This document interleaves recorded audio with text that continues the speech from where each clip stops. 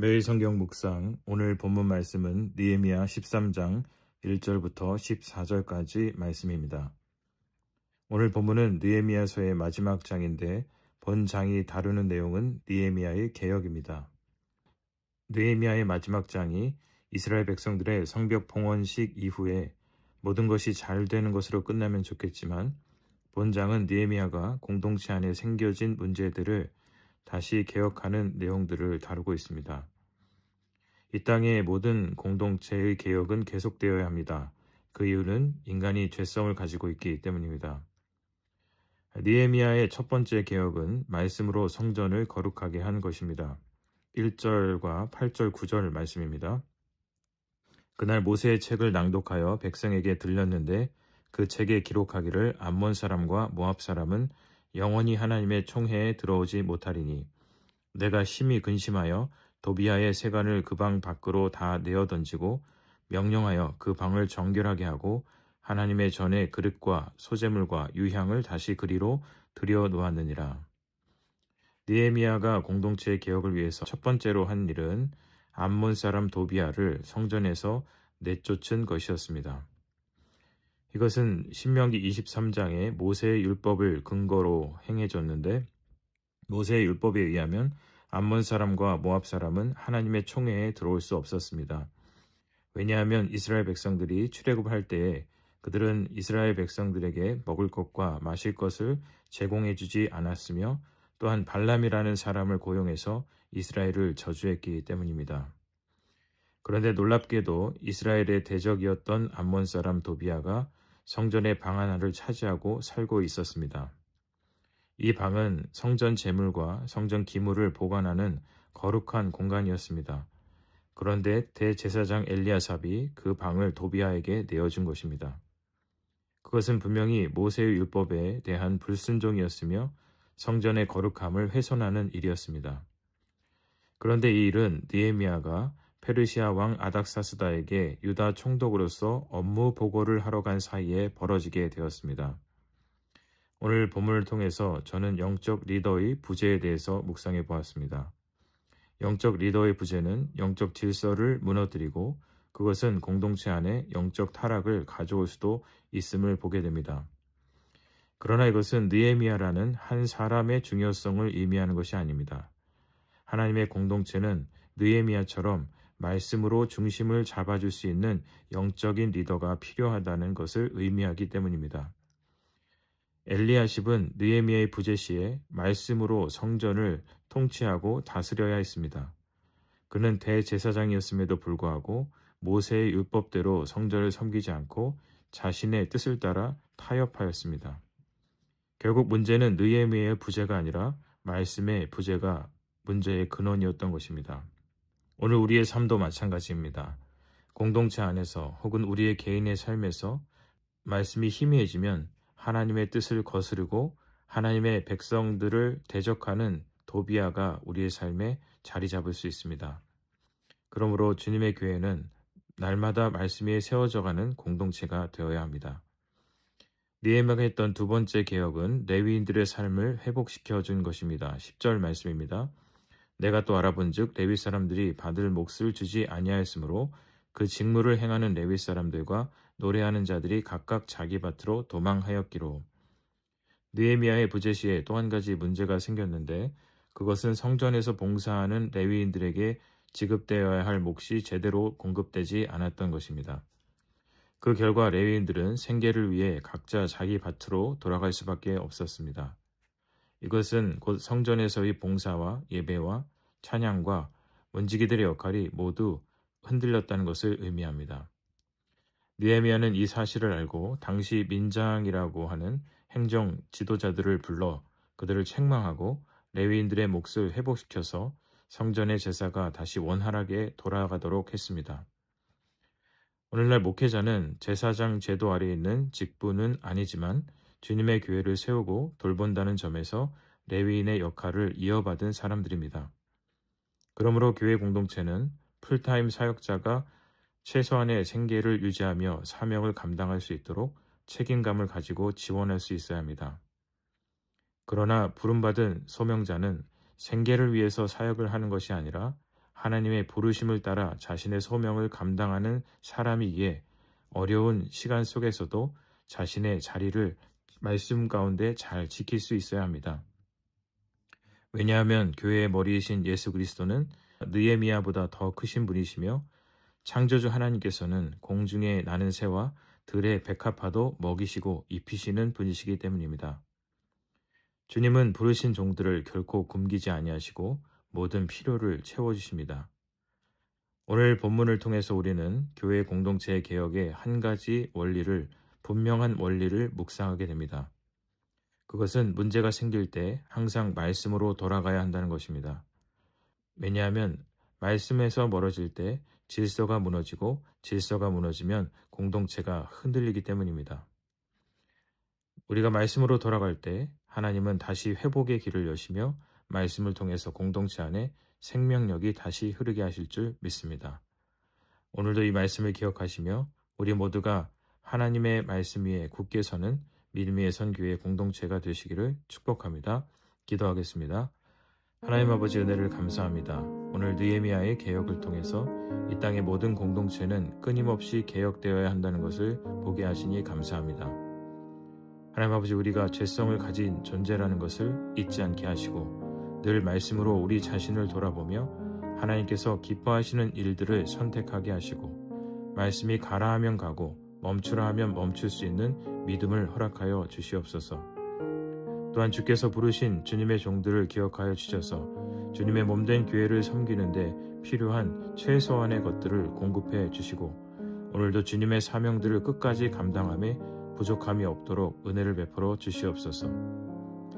영적으로 혼란한 이 시대에 우리 교회가 말씀으로 돌아가는 공동체가 되게 하시고 오늘도 우리의 뜻이 아니라 하나님의 뜻이 이루어지는 복된 하루가 되게 하여 주시옵소서. 예수 그리스도의 이름으로 기도드립니다. 아멘.